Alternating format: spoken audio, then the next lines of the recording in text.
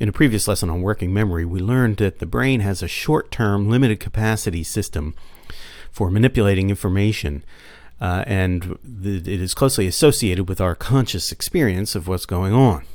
And we learned that while this is a useful workspace to manipulate information, it also is in communication with large regions of the cortex, so as to broadcast whatever's going on in working memory, to broadcast it back to other areas for further processing. In this lesson, we'll focus on how the working memory system and the long-term memory system might interact in useful ways. So again, we're associating working memory with the RAM of a computer, a limited capacity system, whereas the long-term memory system associated with the hard drive has a larger capacity. We're going to collapse the icons down here, and the idea is whatever is in working memory has the potential to be written to long-term memory. And in a future lesson, we're going to see that a very important brain structure called the hippocampus is critically important in taking whatever it is you're currently thinking about and writing it to the long-term memory system. We'll examine that in more detail in future lessons.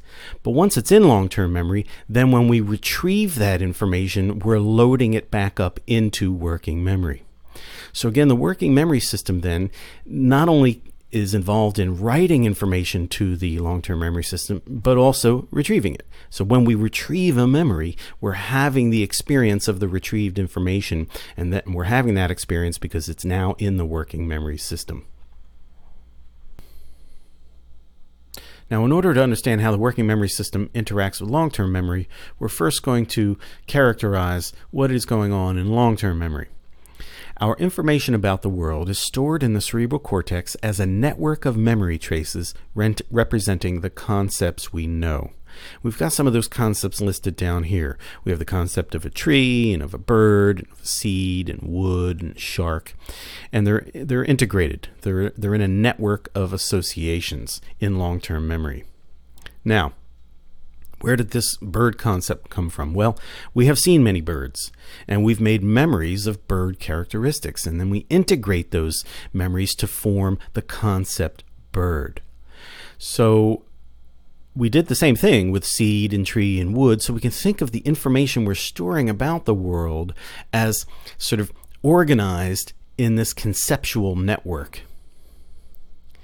Physically, in the brain, those neurons that were involved in learning about the birds and storing a long-term memory of that information are said to constitute a memory trace for the bird concept. So you see, we're just writing the word bird on the cortex here, but what that really is brain cells that have responded to birds and stored memories of the information about birds, thus setting up a bird concept. So the word bird here really represents a memory trace for the concept of bird. But likewise, we have a set of neurons that represent the memory for the seed concept, and a set of neurons that represent the tree concept, etc. So the network of knowledge in our brain, we can write it down as words that are linked together, but it's really brain cells that are linked together, storing the memory traces for this information. But we call this semantic memory, our general knowledge about the world. And in future lessons, we'll try to figure out how the brain sets up this information, how it stores this information in semantic memory. Now, concepts have connections to other concepts, and the strength of those connections varies. Concepts are strongly linked to other concepts if they're related by causation, part-whole relations, group membership, or other meaningful associations.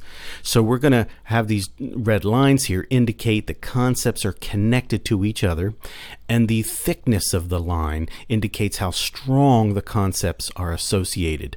So we've drawn that tree and bird, it's a strong association because, after all, we associate sort of birds, they make nests in trees. Tree and wood is strong because trees are made of wood, and trees make seeds, and birds eat seeds. And so you see we get this set of associations between different concepts. And the thickness and the darkness of the connection would be an indication of how strong the two concepts are linked. So strong association between tree and bird, And neurologically, what that would mean is that the memory traces are strongly linked. So the neurons that encode the memory traces for tree and bird are linked strongly together. Whereas the concept of tree and shark, that's a weak association. We don't associate sharks with trees or trees with sharks. And biologically, what that would mean is that the memory traces for shark and tree are weakly connected, if at all. Now, we're going to tell a story then about how the working memory system can interact with long-term memory. So we've put our box in the frontal cortex, that's our working memory system, and we're going to have sort of time 1, time 2, time 3. At time 1, this is what's currently in our working memory system, and then we're going to see what arrives at time 2. So let's say somebody asks you, what do you know about trees? Well, you're hearing that, so that question is in your working memory at that time. G will stand for the goal, and we have to assume you have the goal of answering that question, and you're not just blowing the person off. So you have the goal to answer the question, and the question involves the concept of trees. So we have trees, T for trees, in our working memory system. Now the idea is that the contents of our working memory can be used to search our long-term memory system. The concept of tree in our working memory will activate the concept tree in our long-term memory system. Notice though, but because of these connections with other concepts, the activation of the concept tree can then activate other related concepts. So the tree concept quickly activates the bird concept because of the strong association. And then the idea is the concept bird enters working memory at time 2. So notice then we're getting a sequence of things happening in our working memory. Somebody asks us about trees, and then we're not necessarily aware of this searching process, but then what comes to mind next at time 2 is birds. Oh, I know trees are the places where birds make nests. Notice the concept shark is not likely to be activated because of the weak association here. So it's much more likely if you say the word tree that somebody's going to activate the bird concept than the shark concept. Now notice the concept seed here. The concept seed is more likely to be activated than wood because seed is jointly activated by bird and tree. So if we're looking for the next item of information in our working memory, it's more likely to be seed than wood, because when we activated tree to begin with and then we subsequently activated bird, both tree and bird jointly activate seed. Only tree activates the wood. So the idea is that the seed now would be the next item in working memory. So we've got trees and the birds and seeds. We can think of this as a competition. Concepts with the most activation win the competition to be the next entry in working memory. And notice then the working memory system is a limited capacity system, and it means that our mental experience is sequential in nature. One thought after another. We were given the question, what do you know about trees? And then we have a bird thought, and then we have a seed thought. So it's a sequence of thoughts that are appearing in our working memory. Attention systems in the brain are going to be protecting this processing. With better attention, we can do effective searches and report on information. If we get distracted, that can interfere then with the searching of the long-term memory. And so we're not going to be generating useful information as a result of the search. And finally, individuals with different learning histories may retrieve different concepts. So this network down here, the strengths of these associations, depends on individual learning experiences. So some of us might have a stronger connection between tree and wood than tree and bird. And then whatever it is that's going on in working memory, that of course can be used to trigger our actions. So we were asked about trees, and then we're going to report that we know trees are where birds make their nests, and then we're going to report to the person that we know trees make seeds, and also birds happen to eat the seeds. But so we're generating action as a result of what was happening in our working memory system. So let's summarize this interaction with another simple example. Someone asks, what do you know about trees?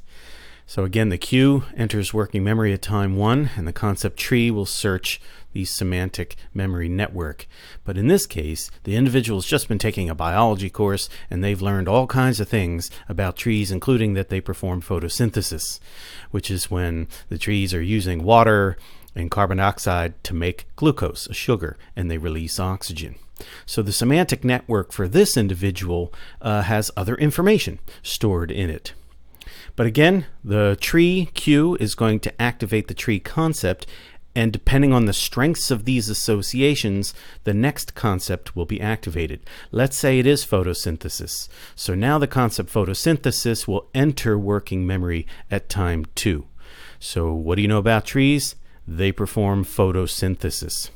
Again, I might not have been conscious of the search process, but I am conscious of the result, because the result is entering my working memory system.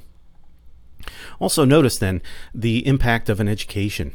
For a minimally educated individual, they might not know much at all about photosynthesis, or maybe they've heard the term, but they don't know that it involves carbon dioxide and glucose and water and oxygen and so on.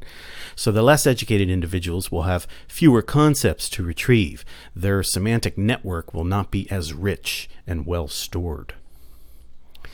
So in summary then, new information begins in working memory, can be stored in long-term memory, and when retrieved, enters working memory again. What is an education? Well, when we are integrating new concepts into our web of knowledge, our semantic memory. For well-educated individuals, they have strong links that allow faster access to the information, more reliable retrieval, and slower rates of forgetting.